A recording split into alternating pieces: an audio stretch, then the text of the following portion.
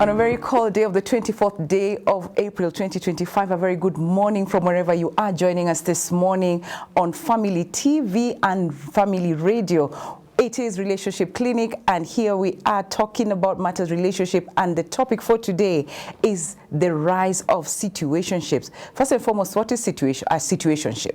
We're going to be discussing that, and then why are more people, especially the young people, going for the situationship kind of arrangement. We're going to be getting to unpack that with my two guests, two gentlemen. I know people will be like, oh, the perspective of a lady. Unfortunately, the lady was supposed to come, didn't make it, so we'll just have the gentleman talking to us about it. My name is Sally Limo. Welcome, and ensure that you join us on this conversation. Our SMS line is 20316. WhatsApp us on 0786316316 just to be part of this conversation. If you have any questions or any comments, please ensure that you send them in and we'll be able to answer you. Karibuni sana, gentlemen. I have Njuki with me in studio, and also Paul. You're going to be introducing yourself. So I'll start with you, Njuki, and then we go to Paul. Good. And by the way, both of you are advocates. One a mental health advocate, the other one a high court advocate. Let me say that in advance. Go ahead. Good morning. I hope you're doing well. My name is Nganga Njuki. I am a mental health advocate, just as Sally said. I'm passionate about the young people and about their mental wellness. So I'm glad to be here. Karibu sana, and you're doing a fantastic job. Thank you. For your generation. Thank you. Paul. Good morning, everyone. Good morning. My name is Paul Thu. I'm an advocate of the High Court of Kenya. And besides that, I am married to one female wife. And we've been blessed with one baby. Fantastic. And I'm glad to be here. Oh, karibu sana, karibu sana. Thank you. Now, we'll start with you, Njuki, because this issue seems to be more on your generation, the true. Gen Z, right? True, So what is a situationship, and, what is your take on it? Wow. You have started on a high note. Well, I think I would define situationship as a romantic or a sexual relationship that has no definition. Like, it's not grounded on a certain label. Like, it's not defined, in short. So you have all these feelings in between, but really there is no definition for that. It's like a marriage that has no wedding. Something like that. So that is what a situationship is, where there is all these emotions and everything, but once you're asked, who are we, you have no proper definition for who you are to each other. So it's like some lack of commitment. Exactly. So you just engage in something that has no commitment to suit your different needs. It's like you're coming together on a basis of fulfilling a certain need, and then you just no strings attached. That's actually the word, no strings attached. Paul, what is your understanding of a situationship, and how is it different from traditional dating? Thank you, Sally. A situationship, just as Njoki said, is a relationship that has no boundaries. There are no boundaries that have been set, clear-cut boundaries in terms of this is what we are, this is what we are doing, this is where we are headed. So in terms of how it's different from the traditional dating and such kind of relationships, in terms of the traditional way of going about dating, we actually have the boundaries set. We talk about we are, for example, dating for purposes of, marriage, or we are dating for purposes of a bigger cause. So in terms of situationships, there are no such kind of things. So I think that's one of the biggest difference in terms of the two. Fantastic. Njuki, when it comes to your peers, because you, as a mental health advocate, I know you talk to them a lot. Have people come to you with, such issues on matter situationships? What is the emotional impact on them when you get to interact with them?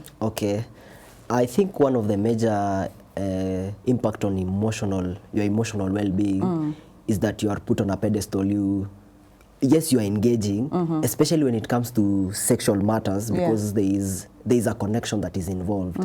So you are engaging in sexual matters, and then when you guys are asked, you're like, it's no strings attached, which is a contradictory statement, because both of you are attached by sex. So the moment you start detaching, your emotions from what you're doing. Like, it doesn't add up because you're engaging with this person, so automatically this involves your emotions. True.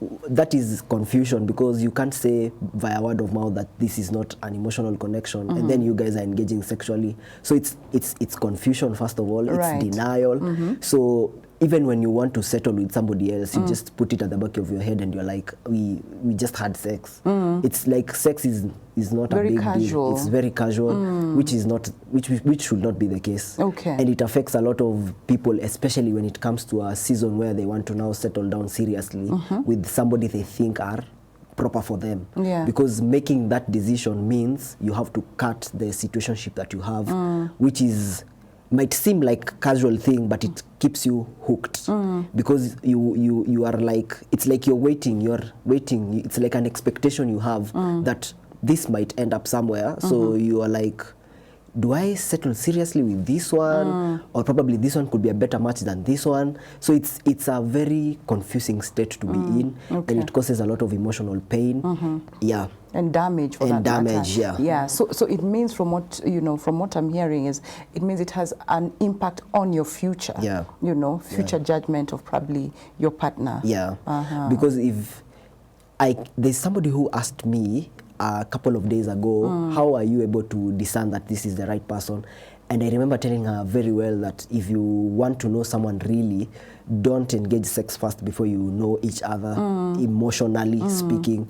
Like, I think what is affecting us mostly is engaging in sex before proper knowing of each other, not having conversations, because when sex comes into the table, then it sweeps all the conversations. Like, now you feel like, why are we talking? Because I was telling this girl that, what is this one reason, this major reason that why people get married? Of course, it's for purpose and all these things, but people get to enjoy sex only in the confines of marriage. So we can't say that it's just for purpose only, but we know also there's a benefit you can engage sexually. Okay. Yeah, so you can have all these other things, but we can only enjoy this in marriage. So and that's now what it's made for. Yeah, that's what it's made for. So I was telling her, now if you start enjoying it now, then you are saying that marriage is not really necessary, because you can do purpose with your friends. So you're like, say lazima. But if I bring in Paul, sorry, you hear the same young people, or even the millennials, talking about you must test drive a car. Yeah. You understand? Yeah. There are people who say that. Yeah. So how will I know that this person is like this and that? You must. What is your take on such thoughts? The thing is, this is a fallacy that has been constantly driven into people's minds. Right. In terms of, this is something that has to happen before you're able to engage with whoever it is that you want to engage in terms of marriage. It's a big fallacy, because at the end of the day, there are consequences. And, testing means that you will not test 1 or 2 or 3 or even 4. Right. Sometimes you'll find yourself, because of this fallacy that has been driven by the society, mostly because of what we are seeing, what we are feeding ourselves, the kind of foundations that we're actually talking about. Yeah. This is something that has been pushed, and people have actually gotten to a point where they believe this is true. You say a lie, but it looks like now it's true. Yeah, the lie has been said so many times. It's been communicated in so many avenues, in different places, different spheres. So it becomes the truth. So the question is that actually the truth? Is it? It is not. It is not. It is not the truth, because at the end of the day, this is something that people would do for their own benefit, not for the benefit of whoever they're also getting into a relationship with, because they're getting to satisfy their own desires. And by satisfying their own desires, they're becoming selfish. True. So just as Njuki has said, you will get into a relationship later on, and you'll find it hard to commit. Why? Because you've been used to, testing. You've been used to giving, whatever it is that you're not finding in one person, there's that, fallacy that you're going to find it in somebody else. So by virtue of you testing 1, 2, 3, 4, people and, relationships, at the end of the day, if you don't anchor yourself with the right foundation, you'll find yourself trying to look for something from different individuals which you'll never find. You'll never find, because one person cannot have everything again. Exactly. So you need to have self-control, isn't it? Exactly. And do you think with that, you know, in a situation, then they're avoiding commitment, maybe? Actually, that is one of the major reasons why situationships are there. Right. Because, you see, you're being told it is okay. It is okay for you not to be committed to someone. And as I've said, it's actually a lie. It's a fallacy. It's a big fallacy. You're told, and the society has actually has okayed it. So when it comes to commitment, you're careful.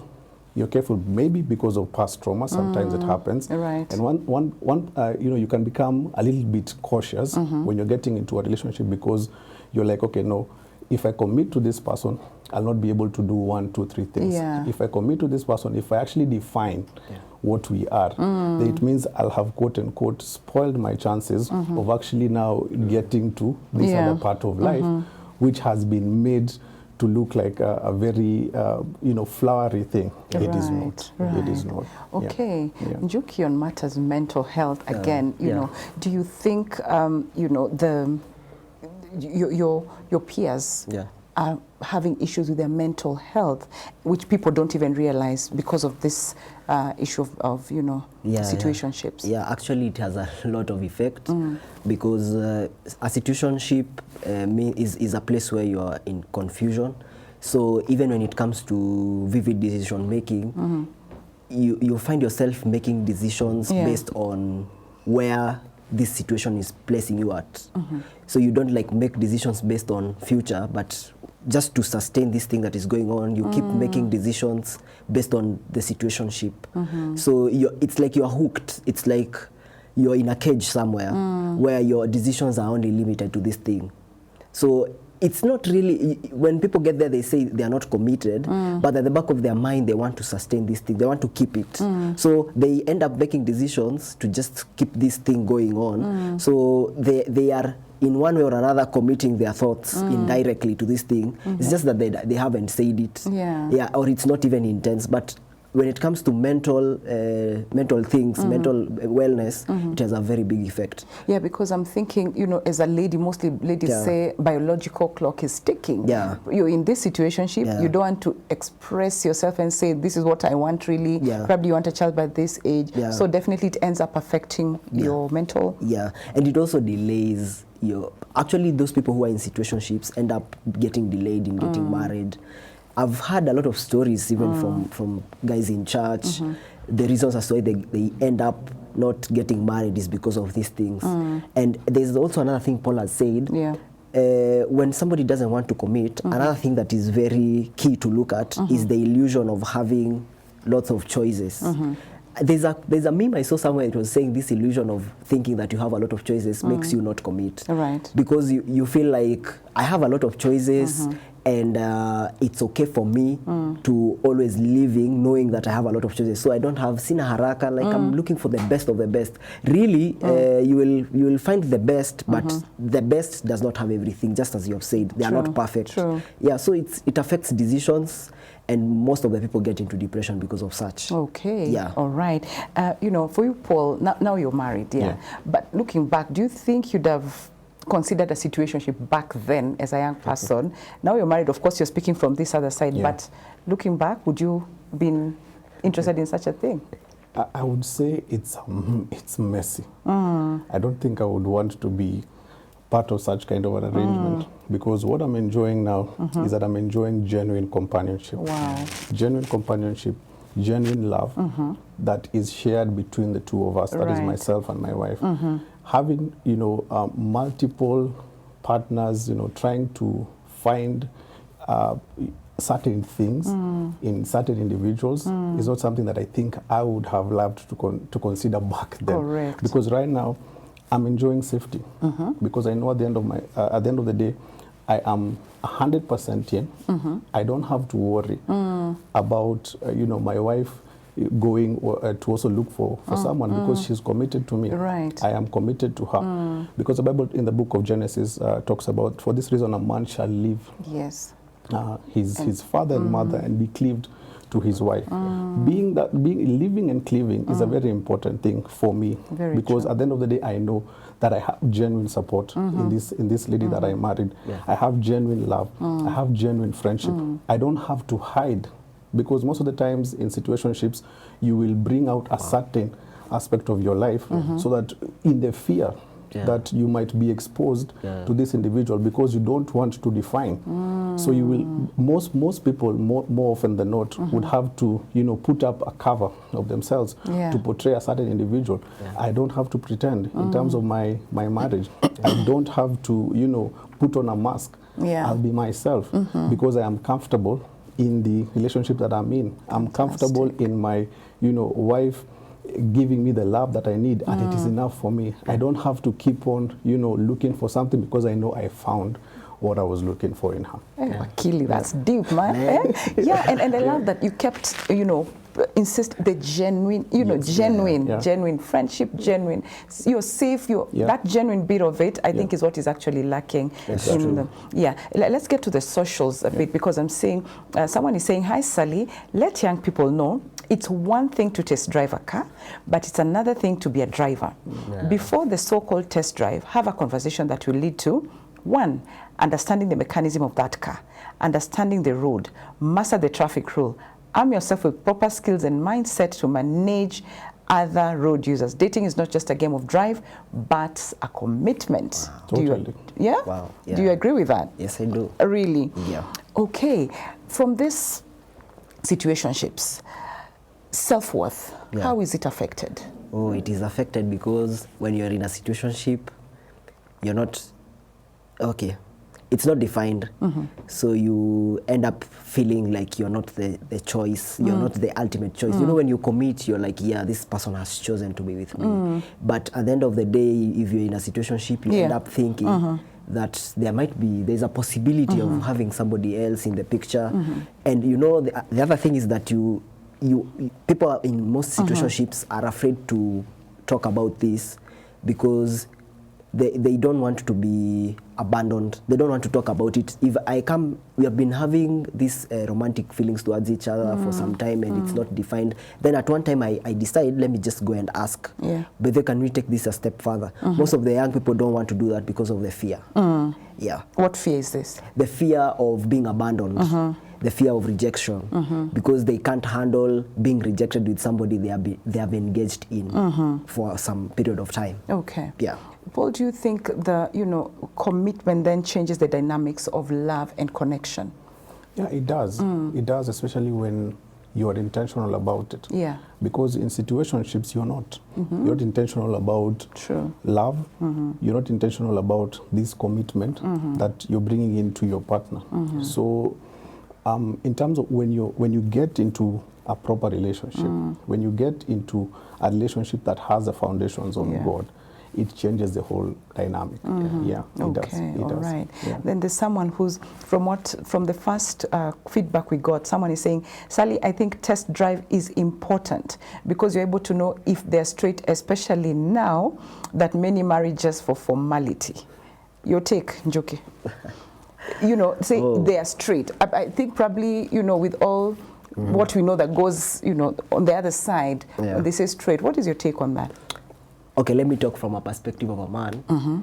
There's this popular clinical psychologist called Jordan Peterson, and he says a woman is not a car. There are two differences between test drive. Test drive, you do it on a car, but in this case, it's a human being we are talking about.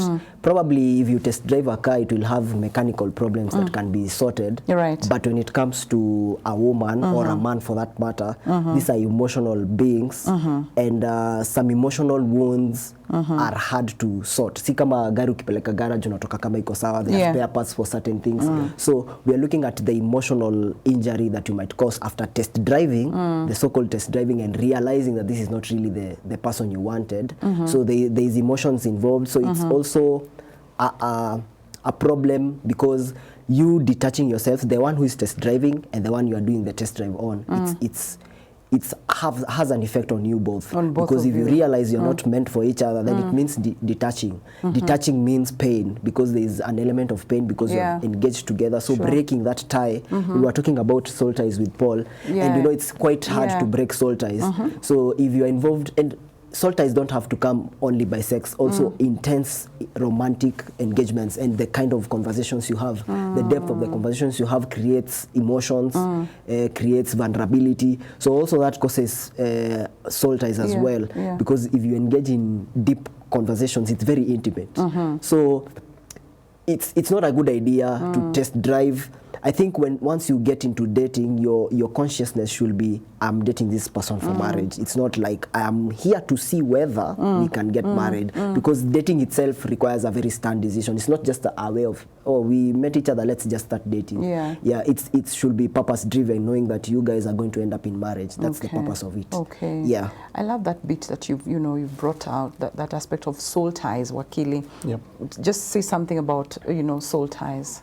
It's something that has been ignored for such a long time because of the casual nature of how people see it and how people view it. But from a spiritual view and from a spiritual and a Christian angle, soul ties are real, because at the end of the day they will affect not only yourself, they'll also affect your partner in terms when you get into this specific marriage, because at the end of the day you are connected. Sex is a very spiritual thing. It is not just physical, but it's been meant to seem like it's just a physical, no strings attached kind of thing. No, but what are you carrying spiritually? What are you carrying? You're carrying a lot of burdens from different individuals. And these soul ties, if they are not broken, for example, they can affect even your sex life. Because as we were talking with Njoki, one of the things that came up was that, for example, in marriage, you might compare yourself, or rather your wife, to a different individual that you had relationships with before. My wife doesn't give me this, my wife doesn't give me that. So it becomes an unending kind of situation, in that at the end of the day you're still looking for something that you can relate to in the past that has not been severed. So at the end of the day you'll find yourself in situations where you will either be comparing your spouse to other individuals. It will affect how you love them. It will affect how you even, take care of them, because you're constantly having this burden and this baggage that you simply cannot get out of unless you're properly delivered. Now, I want to really engage our audience, because there's so much feedback coming in. And again, there's someone here saying, good morning. Situationship is a highway to depression. You start doubting your worth, but you don't mention it, because most of the time you will feel used. Otherwise, why is someone not committing to you? Why is someone using you as a tester? And I think that's what Njuki, you mentioned something like that. And then someone says here, Sally, no, I disagree. If you don't test drive, someone else will do it for you. This person is really adamant that, they must do that, Then there's one who's saying test drive is a no in a relationship. How many will you do to get what will satisfy your needs? And really that's the question we're asking this morning. How many more can you, And anyway, let's go back to our conversation in terms of social media, the impact. And both of you are going to tell me how you think what role has social media and also these dating apps, what role have they played in just fueling this thing called situationships? Wow, that's a very nice question. Situationships and social media. I think social media is it's like fueling this situationship thing. Especially because, let's take an hypothetical situation where I'm engaged in a situationship with a certain lady. So meaning the only time we get to meet is when we are having our engagements, maybe sexually, vitu kama hizo. So that's what we do. Like we have said, like from now, this situationship is just sex, nothing else, no strings attached. So your emotions are hooked to that person, and of course because of the soul ties you have the urge to keep wanting to be with this person more, but because of the lack of commitment, now of course nyi wawili mko na contacts each other, so you get to see maybe this guy is hanging out with other ladies, this guy is posting other ladies, but you as the lady, you are like, now I'm feeling bad, I'm feeling jealous because I have intimacy with you, then why are you meeting so many other ladies? But it's a need that requires to be addressed, but you can't address it because there is no definition to all this. Like if you go ahead and say ati mbona una hang out na, the guy will tell you this is nothing, this is just sex. No strings attached. Yeah, no strings attached. I thought we said this, no emotions, no what. So you can't even express yourself. You get it. So social media is encouraging it. It's encouraging it. Wakili, you know, the dating apps as well. You know, how does that also fuel this issue of situationships? I think for us to also properly answer that question, we need to understand why these dating apps are there.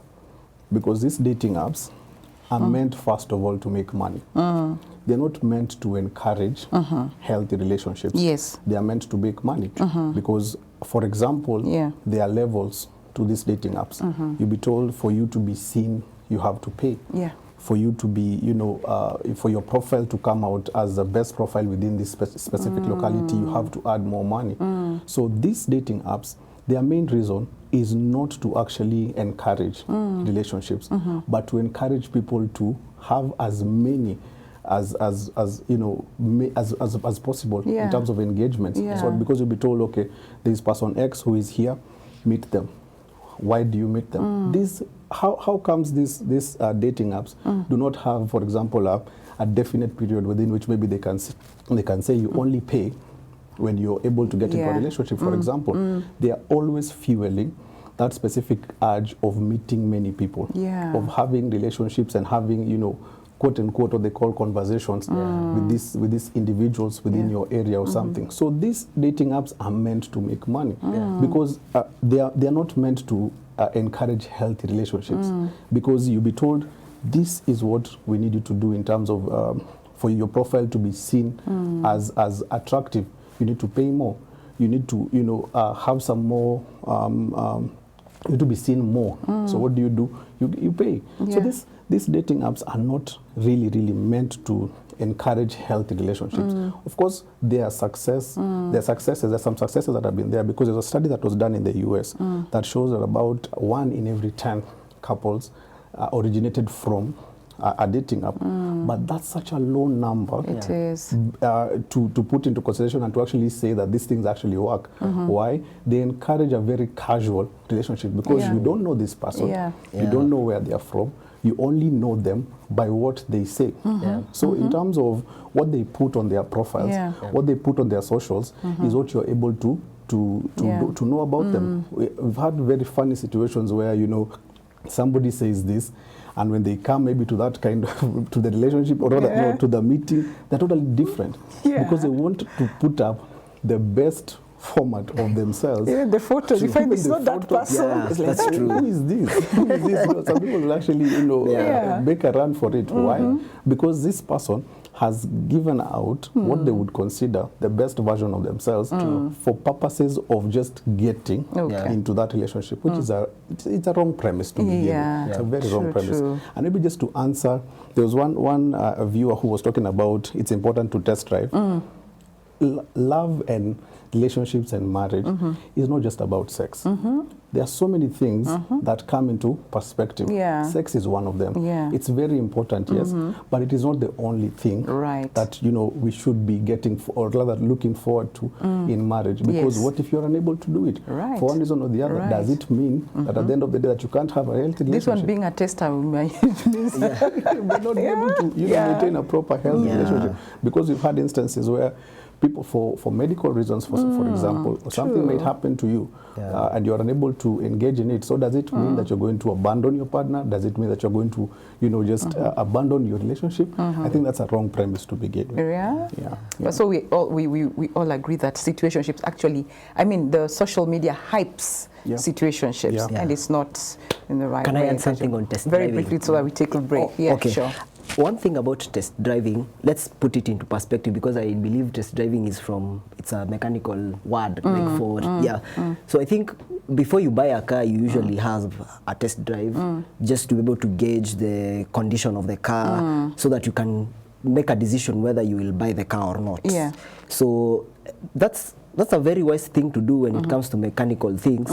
But when we come to something like test driving while in the confines of a situationship or dating, I think it's not a proper idea, because the reason for that is marriage.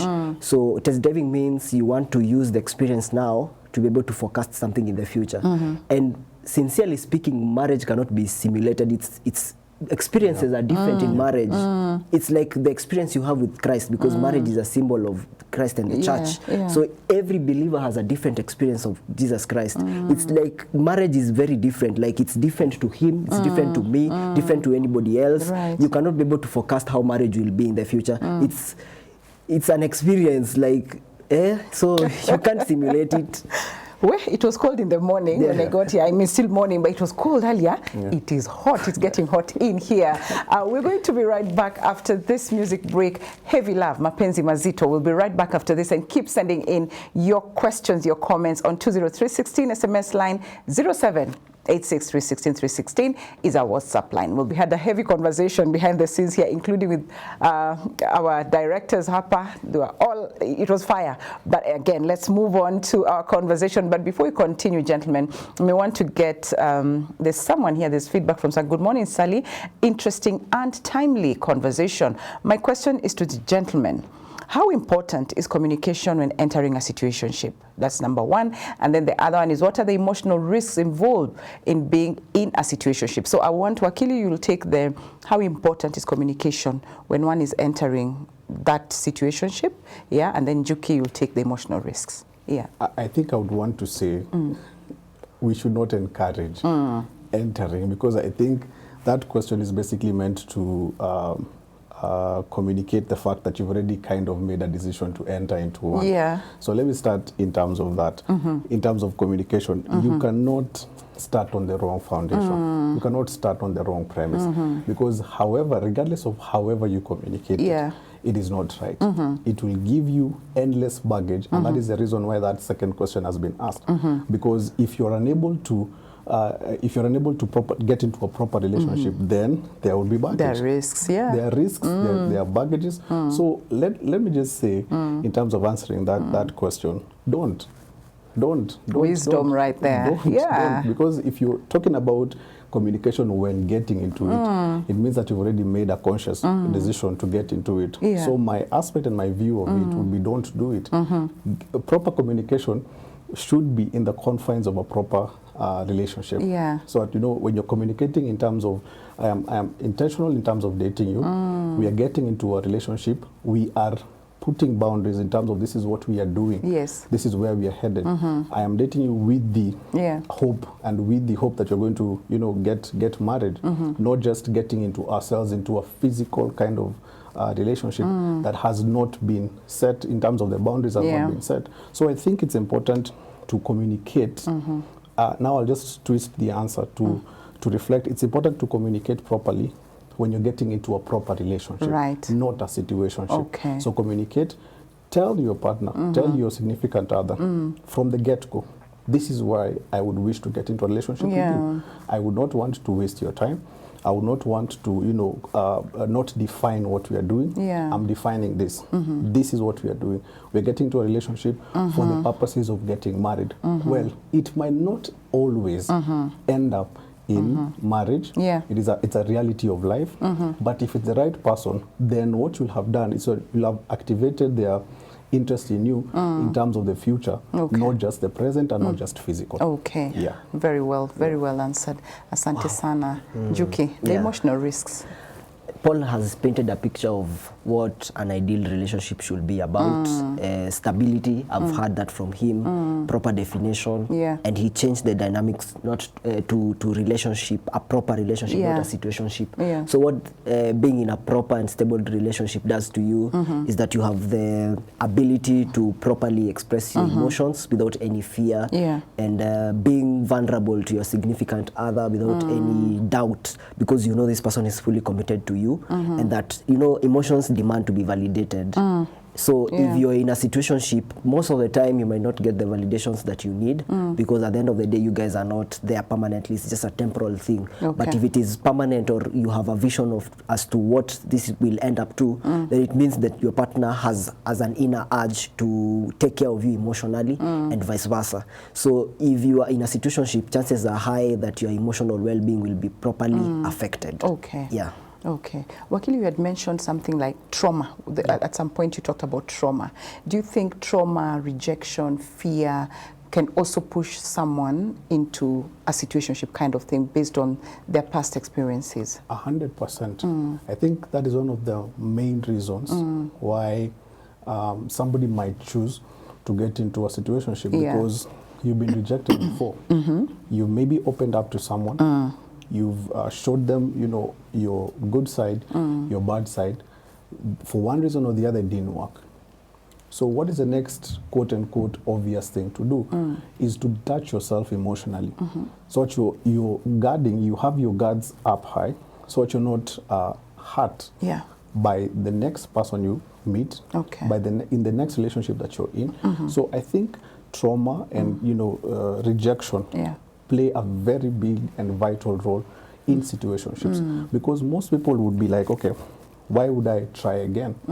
Why would I try again? But most of the time, it means that such kind of relationships might have not been premised on the right foundations. I'm big on foundations because of the parable of the builder. Oh, yeah. Because there was the wise builder and the foolish one. And what people don't realize about that specific parable is that both of them built. Building takes time. But what are the foundations that you're building, you know, your relationship on? What are you basing your premises on? You will build, which will take time. You will build a fact that will take emotional, you know, stress. You will build, you'll have to build. But at the end of the day, when the rains come, when the floods come, when the winds blow, which specific relationship is going to stand? Right. The one that is premised on the right foundation, that is God. Okay, fantastic. Njuki, as you know, there are people watching out there, and probably they're in the situationship kind of arrangement.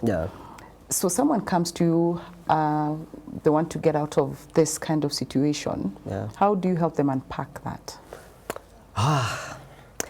Let me start by saying it's a very difficult thing to do, because, you know, these things are also spiritual because of the soul ties. So it goes beyond logical, it goes to spiritual.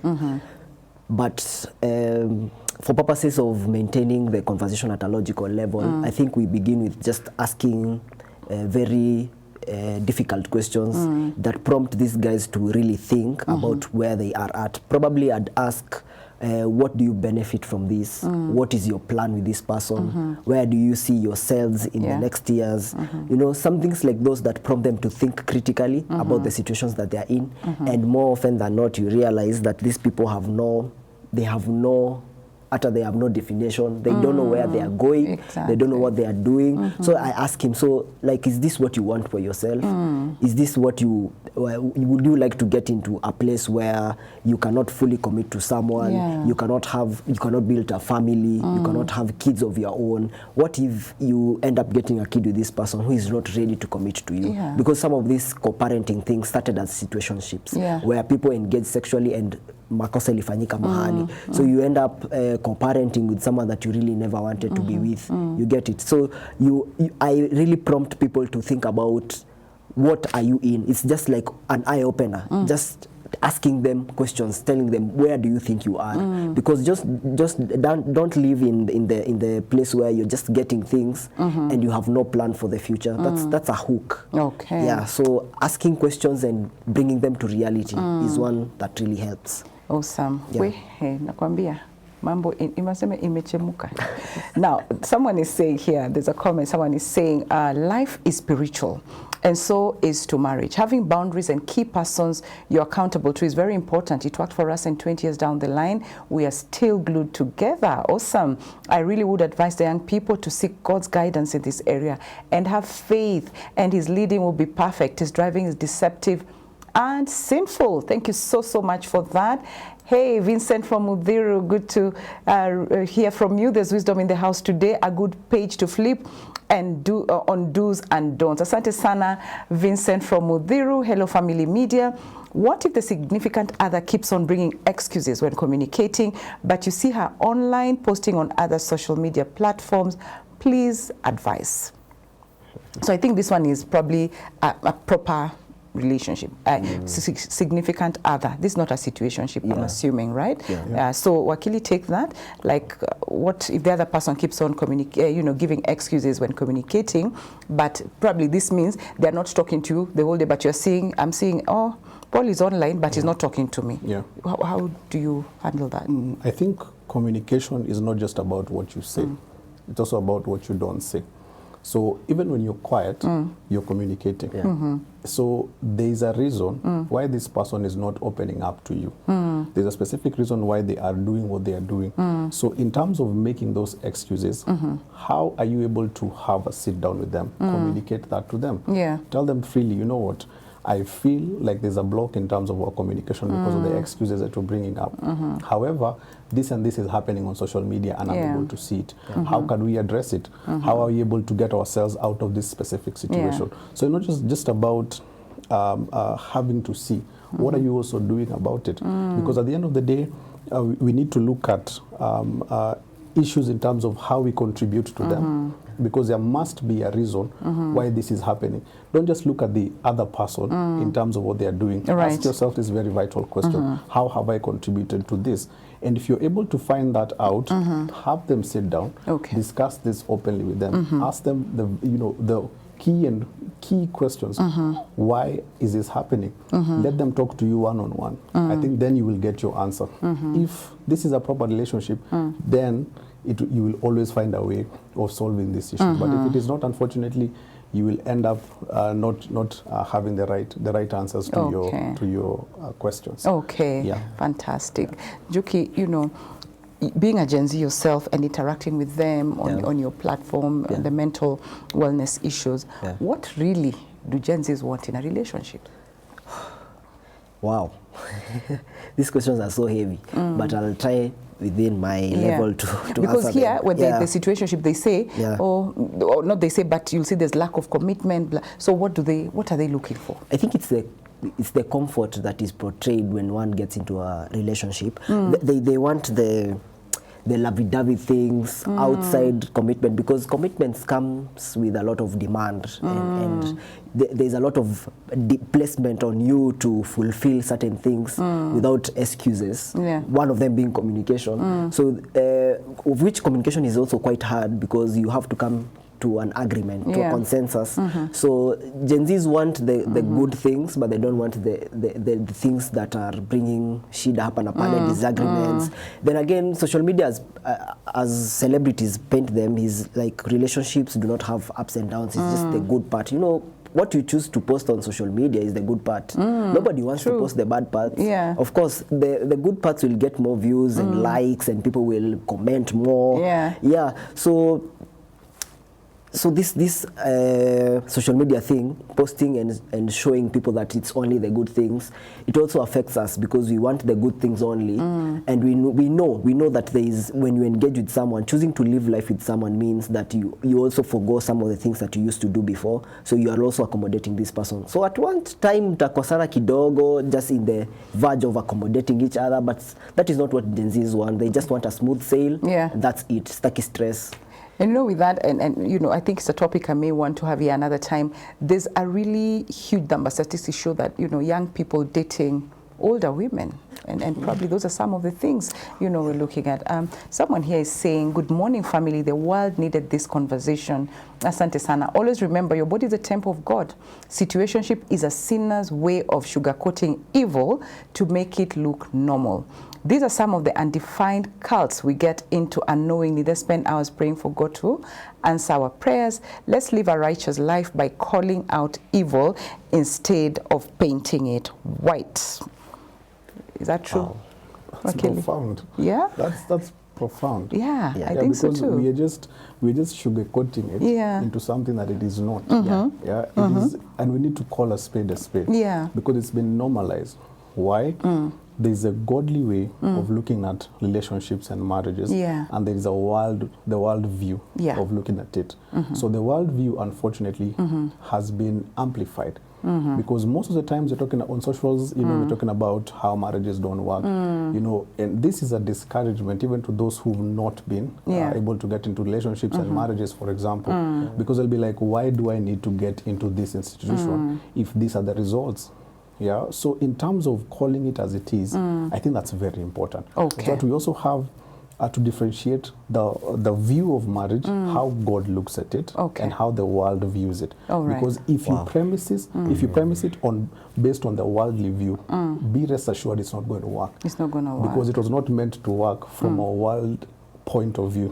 It was only meant to work from a God point of view. Absolutely, and that's what Juki had said. You know, the marriage. You look at it at the relationship between God and the church. Absolutely. And someone here is being honest. Someone is saying, this is why Mary from Kirinyaga. Now I understand why it was always hard. After committing myself, Kumbe was in a relationship and she was in a situationship. Thank you for the discussion. Thank you, Mary, for that. You know, your take on that, you know, the issue about sugarcoating stuff as we wind up. Time is not on our side. I think this situationship thing is just sugarcoating promiscuity, sexual promiscuity. It's just an arena for trying to give a definition to having sex with multiple partners and not feeling anything after it because you have I realized that there are guys who have conversations about that and they maybe have terms and conditions for how situationships will work. Yeah, there was a time I was, hey, my goodness, there was a time I was talking to someone and they opened up and they talked about having a communication with someone on how this situation thing should go between them. And, well, it's just an arena for promiscuity because you're not, you are having sex with each other, but you, at the end of it all, you don't know whether this other person is having sex with any other person because you're not tied together. It's just a casual thing. So I might feel like today you don't want to talk to me today. Well, I have multiple options. I can go and talk to somebody else and do the same thing just as a form of validation, because there are people who use that as a form of validation. The person you're with in the situationship, if they don't want to talk to you, then you're like, you're not the only person. There are multiple girls I can get this thing swiftly. from. So moving on swiftly. If you don't want, I can get another girl, do the same thing, and it's all. So they use it as a form of validation. And it's very sad. And also not forgetting the consequence of, you know, diseases out there, infections. I think this is something also that needs to be noted or, you know, put at the back of these people who are in the situationship mind. Wakili, you know, you're in married, but did you have any fears before getting married? Is it a normal thing? Probably that's what they're. But did you have that, and did you still went ahead and got married? Those fears are there because based on what has been there before, based on what has been fed to us, I had those fears when I was getting married. But then here's a beautiful thing about marriage, the God way or the God design, is that immediately I started dating my wife, I knew this is it. I knew this is it. There is no upgrade from here. This is where my comfort is. Because at the end of the day, she came in as a godly woman, and as a woman who was ready to start a relationship based on the foundations of heaven, and not based on the foundations of the earth. So all these insecurities that I had, she covered them. Why? Because at the end of the day, she knew that this is going to be an intentional relationship whereby we would be free with each other. We would be free to talk about our flaws. We would be free to talk about our insecurities. We would be free to engage in conversations that are otherwise, you know, they bring about discomfort and so on and so forth. But she was ready to go down that route with me. So this issue is real because the fears are there. Specifically because of what we are being fed. So in terms of alleviating those fears, change your diet. Change your diet. Okay, fantastic. Parting shot, 20 seconds, parting shot. Parting shot. I think I would say, I think majority of the situationships are on the basis of sex. From the people I've dealt with. And also about test driving, I believe test driving is sex. So I'm trying to look at it in a Christian perspective because I'm a Christian and I'm a believer. Yeah. Then if sex was a measure of whether you can get married to someone, then why are you enjoying it in marriage? Like, it would have been a recommendation by God to start engaging in sex before, so that you know whether you're fit for marriage with this person. Okay. But it's not that case. So you talk to someone, date, have conversations, hang out just to get to know each other. And then when God asks you to settle with this person, or when you feel or have a conviction that this person is right for you, and you get into marriage, that's when you enjoy sex. Okay. So it's not the inverse. Sex shouldn't be a determinant for you to settle with someone. Yes. Yeah. Okay, wow. I think finally, I'll just read this very quickly. Good morning, Situationship is a highway to depression. You start doubting your worth, but you don't mention it, because most of the time you'll feel used. No, imagine you're in a situationship, then the girl gets pregnant with triplets. Oh my God. Then the girl gets pregnant with triplets, and here you are in a situationship. There's no commitment. Girl, oh girl, you better look at. And we pray that this morning you'll be able to be challenged. You'll be able to, your eyes have been open to this, and we've been able to answer some of your questions, fears, and concerns. God bless you and keep you. Thank you so much for being part of this conversation, our viewers and listeners wherever you are, and also the special group of people I always talk about, our partners. If you want to be part of this group that is impacting lives here at Family Media, then you can do that by sending the word partner to 20316 SMS line, or 0786 316 316. Send the word partner and our team will be able to reach out to you. And if you also want to support this ministry, then you can do that by sending in your contribution to pay bill number 316 Account number shall be your telephone number. God bless you and keep you.